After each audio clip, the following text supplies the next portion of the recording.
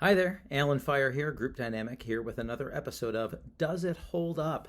As I look at a piece of writing from a few years back where I share an experience that I had in a shopping line.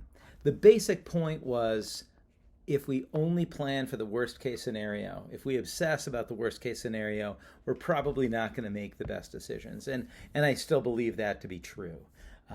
If we put the worst possible spin on a potential outcome of any kind of change or idea, we can shut ourselves off from embracing change that we need to make. The concept still holds up. I don't know if I would write it exactly like I wrote it back then.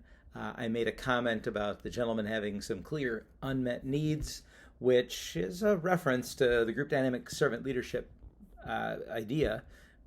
We're here to meet needs. If you're a leader, you're here to meet needs, and people whose needs aren't met, that don't contribute as well. So I was kind of making a reference to that, but I ended up sounding a little snarky.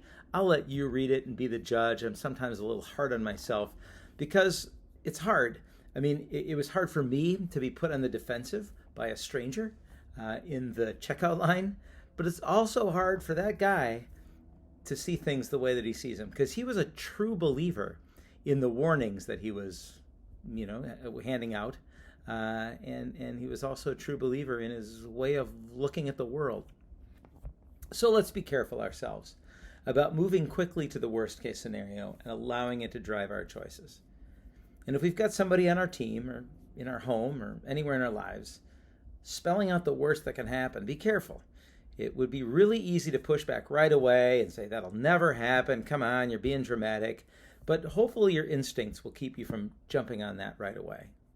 Because, like the guy in the checkout line, they might be a true believer and they're probably scared. They're probably nervous or worried about something. So find ways to affirm the validity of their fears and then continue to discuss possible outcomes.